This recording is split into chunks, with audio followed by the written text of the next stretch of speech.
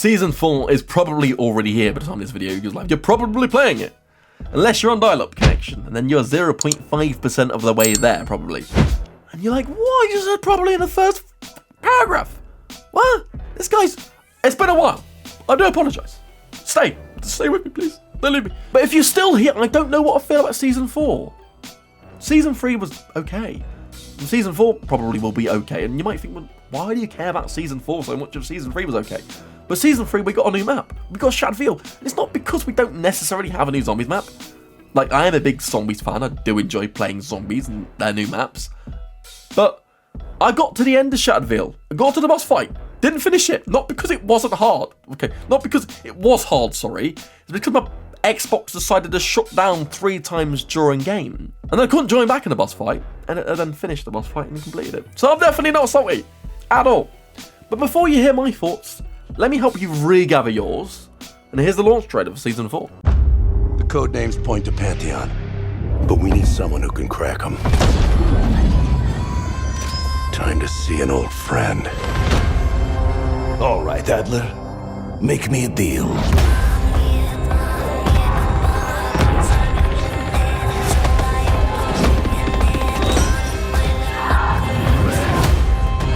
The New World Order is at hand.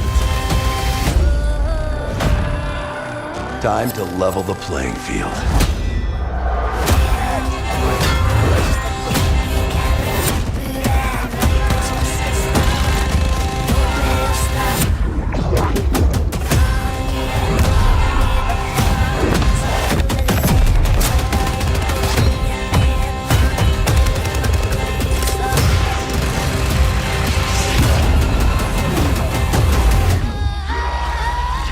To pieces!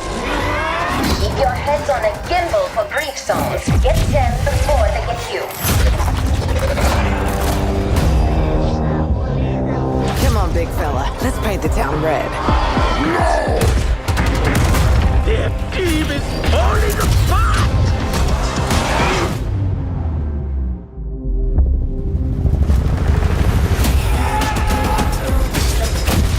Silence, robot!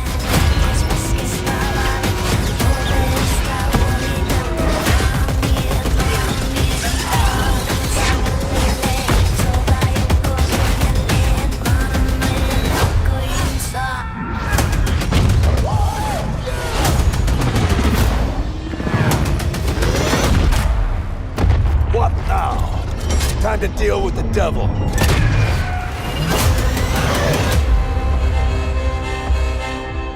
Okay, so looking at the roadmap, it looked quite good.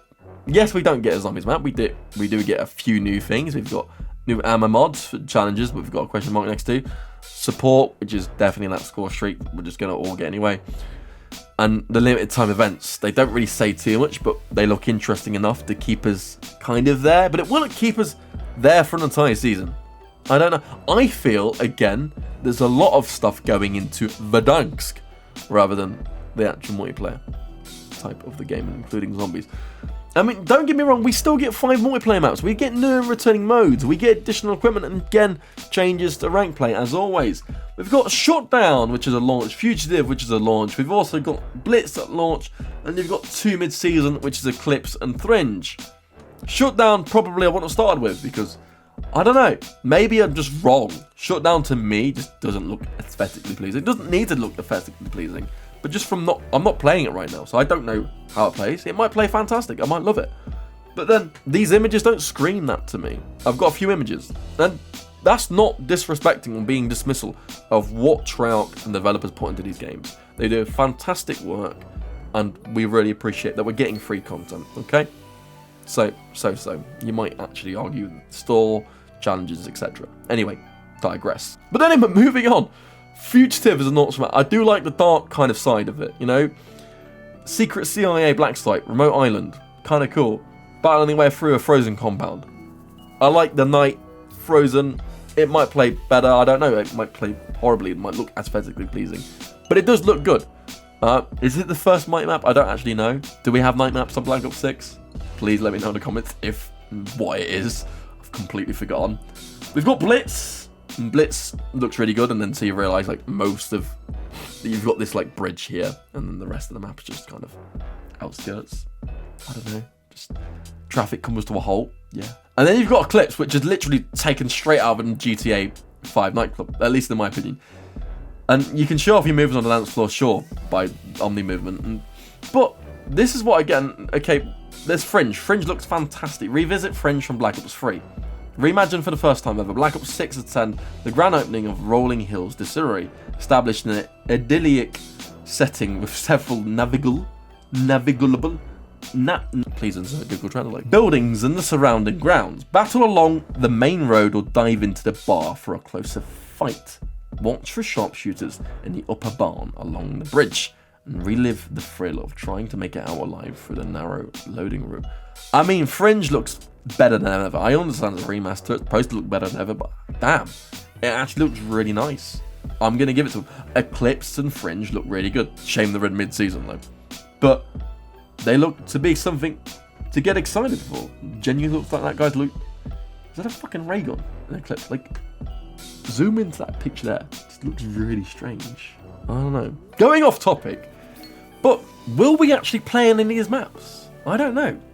Like, I feel that half of the time they put all these effort into the new maps and then they give us Nuketown 24/7. We just decide to go there. Or we get Steakhouse 24/7. We just decide to go there. Even with your camos, don't tell me you're trying to camo grind. You're going back there. And if you're not, if you're one of them players that actually appreciates the maps, then let me know. Let me know some of the best maps currently in Black Ops 6 going. And some maps you'd like to see returning, because we're seeing remasters. If you would like to see a remaster return, what is it? Because I'm intrigued. I like Fringe. I'm not saying this would be the one map I want to see return. I actually just not thought about it to this very moment, because this entire video is unscripted. I ain't got a clue what I'm saying. But here we are. So, let me know. Will you play them? Will we just stick our heads in the sand again and be like, they're cool, but and who's voting them? If Nuketown's there, let me know if you're voting the new maps. Yes, go on, please. Unless they're terrible, and then don't vote them, because who wants a terrible map over Nuketown? Everyone loves a little bit of Nuketown, unless you get sick of it, kind of. And then there's new modes. Team elimination sounds quite cool, actually. So this is what they say about it. In the Twist and Kill Confirm, two teams are given a limited amount of lives each round as they fight to be the last surviving team. Players drop a tag on death that can be picked up by the enemy to confirm the kill by a teammate to dynamite the opposing team. Survive longer than the other team or hold the most remaining lives when the timer ends to win the round. Balance aggression and defense as you seek out enemy dog tags while preserving your life. Dig in with your teammates to counter enemy attacks and then ask for cover while you collect the droppings. Picking up tags is a great way to earn your next score streak to stay aggressive and keep up the momentum. Once your team life pool is drained, your remaining teammates can still revive you where you still were last killed in a last ditch effort to snatch victory from the jaws of defeat. Actually sounds quite cool. I'm not sure, it might play awfully. Who knows? But one thing that definitely won't play awfully, unless your aim is ass like mine, is One in a Chamber. Another Black Ops fan favourite returns. It's One in the Chamber, one thing I've been asking for ages, yes thank you. In the free-for-all mode, each operator is given one pistol, one bullet, a knife and 3 lives. Precision is king, as they say, as bullets always eliminate on impact, and the only way to earn another bullet is to get an elimination. I like it, it's cool. I've been wanting it since we saw another Black Ops game. And then there's Party Ops. Did we have this before? I don't know. I think we're getting Party Ops again, but it's a little bit twisted. Okay, so this is what they're saying. Devastating Grim Reaper score streak is back from the original Black Ops, which is really cool. Grim Reaper from Black Ops. We're 6 Black Ops games deep, guys. 6. Show is on screen when Black Ops released right now. Anyone feel old yet? And it's just also a score streaking game.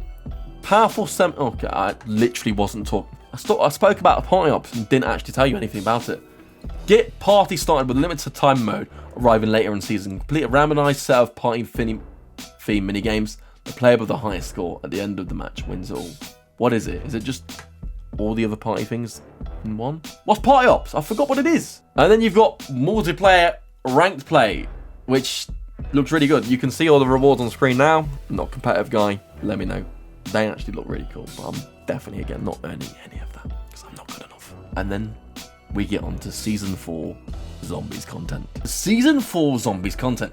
It goes on to say, Grief returns. Drop into an epic 4v4 competitive battle on all maps, outlasting the opponents. Okay. So this is an overall summary. Grief returns, additional gameplay content, and new modes and more. They always put more to make it sound really jam-packed. Grief mode at launch. It says 4v4 competitive mode where two teams outwit and outlast each other. Capture zones to debuff enemies, no damage against other players, respawns every third round. It's available on all maps. There is restrictions, so Wonder Weapons, Gobblegums,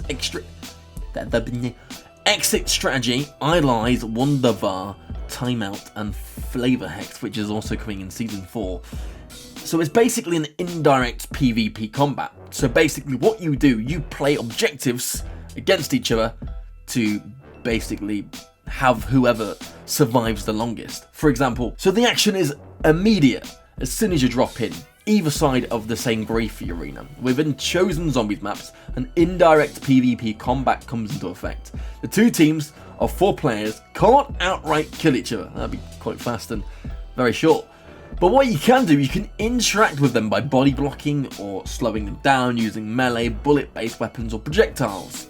The victory conditions is the winning team is the one that outmanages to Grief their rivals into being killed or entering a down state. As long as one or more team members are upright, the match will continue. There is a lot about it, and it was last seen on Black Ops 2. Excuse me. But, so, there's ways you can do it. There's different ideas of capture zones, there's weapon nerfs, ammo drains, there's a carousel. The rival players' weapons are randomly swapped every few seconds. Interesting. So let's go into this a little bit deeper because this is quite cool. So what is Grief? It's a temporary debuff penalty or negative gameplay mechanic, and you can inflict on your rival team as the capture zone. The type of Grief is shown on the objective counter within a capture zone. Here are the possible griefs you're aiming to inflict on your foes. Oh, brilliant.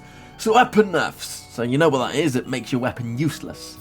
Ammo drains. All your ammo-based weapons, including those stowed, receive an ammo drain with bullets or shells being removed constantly while Grief is active. Zombie ambush. An elite zombie is summoned, and it solely focuses its killing power on the enemy team until either the elite or the team are defeated or the timer runs out. Weapon carousel. So this is what we spoke about a minute ago.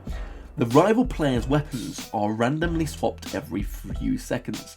And then there's Frozen. The Grief reduces the enemy player's movement along with frost and ice coating the characters. Interesting. And so the capture zones are capture zone kill awarded to a player who defeated a zombie type during a successful capture zone completion. Capture zone win awarded to players who or a team who successfully commandeer a capture zone. And capture zone elite kill awarded to a player who slays an elite spawned in the capture zone. Okay. Moving on, so there's new challenges and limited time modes. Dark Ops challenges are coming at launch, so there's more of those. Let me know if you've completed all the Dark Ops challenges on zombies, or just overall. Are you one of them get everything type of people? I don't know. And then there's a new limited time event. So this is they're all actually mid-season. So inspired by the starting room, classic moon, zombies map, drop in with 3 of your zombies crew in a more straightforward but challenging experience, where you're locked into the first zone on the map. Raptor 1 is gone, and the undead hordes are getting only stronger. But all the doors in the initial zone are locked. Survival to the highest round as much as you can. And then there's an abomination challenge. Enter a warped version of Liberty Falls during this mid-season event and hunt down an ultra-powered up abomination. Perhaps it's wise to bring back up. New gameplay content and Gobblegum. So the new ammo mod is Shatter Blast, which is coming at launch. And the augments you can see on screen there. And the augments go as follows. Big game Shattered Blast can be used against elite zombies. Expect an impressively sized explosion. Blast chain. On explosion, 3 additional explosions occur in rapid succession. Blast repair for every enemy that has its armor destroyed by Shatter Blast. Armor health will be restored by the player. And then minor augments go as follows. Blast Zone increases the size of the explosion. Blast Boost increases the explosion damage. Blast Wave, normal enemies are knocked down by the explosion. New Gobblegums at launch. So, 3 new Gobblegums are Explosive Flourish, which is an epic reloading weapon, creates an explosive around you. Gobblegum lasts 2 minutes. Flavor Hex activates a randomly Ultra Gobblegum. Rain Burps, it says. Zombies killed belch sparkly rainbow bubbles. Last for 3 minutes. They are just very random, aren't they? And as you might also know, the additional support is the Grim Reaper, which is arriving in Season 2, which is 2,000 salvage. That's zombies. I mean, what do you think? Do you like it? Do you think content is good enough until we get the next season? Do you think it'll last until mid-season? I don't know. Because we don't really have much other than the limited time modes. And sometimes, so far, you get a good one, you get a bad one, and you probably play it for a couple of times and then you get bored. But that's not all. Warzone. So I'll just give a breakdown of Warzone because there's so much to cover. New point of interest. The towering skyscraper known as the Overlook comes to downtown Verdansk with zip lines, cranes and an impressive interior to explore. There's new and limited time modes and there's doubling down on ranked play even further. So the new point of interest, the Overlook Verdansk in downtown, which is coming at launch, basically almost looks like they've took that one tower from Urzikstan, defined it to fit the look of Verdansk and slapped it slap bang in the middle. So it says, as construction nears completion on a behemoth of a skyscraper more than twice the height of any previous buildings within Verdansk, it's worth gaining a tactical advantage on this monolithic new point of interest. The Overlook footprint diamond, so there's perimeter security checkpoints, ground level construction sites, ground level restaurants, Burger Town and a sushi bar. So the two huge cranes flank the north and south side of the monolith, and another way to traverse into the Overlook at great height, with separate platforms attached to the mast to land on. So you can go right up here, it takes 8 seconds to go up, and you can see quite a massive panoramic view of the entire Verdansk, except Quarry apparently, according to that. And there's also zip lines to the additional rooftop cover as well there. That's not it though. That's not it at all. There's Clash limited time made, which is 104 players, 52 versus 52 and 15-minute matches. That sounds quite fun, not gonna lie. Then there's Havoc, which is 44 players, quads, 15-minute matches. That's in mid-season. And Resurgence casuals, 44 players and bots in that one, which you might be aware of. Then there's even more additional stuff for rank play. You can see that on screen now.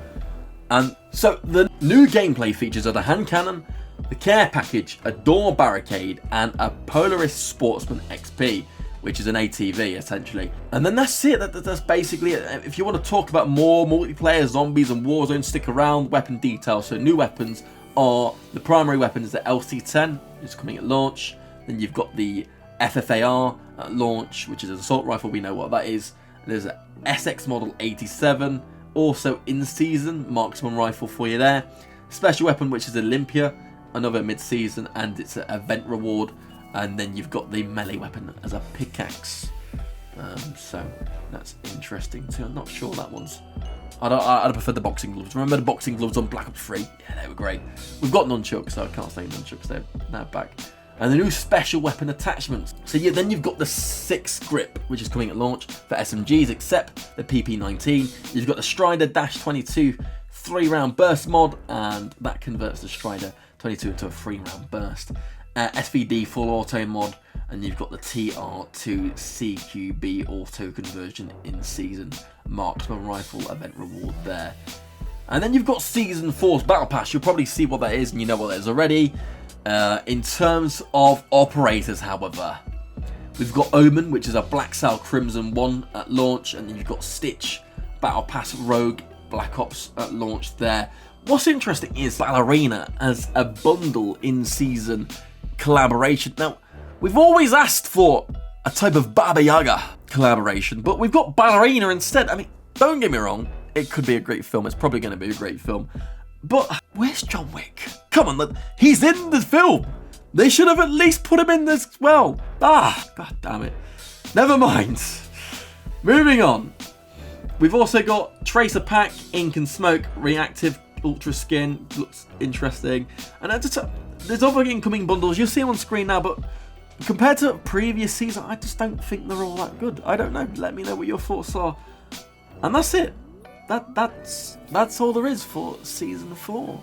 I mean, considering we've been going on for quite some time, I think it's not too bad. But you'll hear my thoughts very soon on what I think. So stick around. Until then, thank you for watching. The truth lies. And this is me, Cryptic. Till the next time. Bye-bye for now.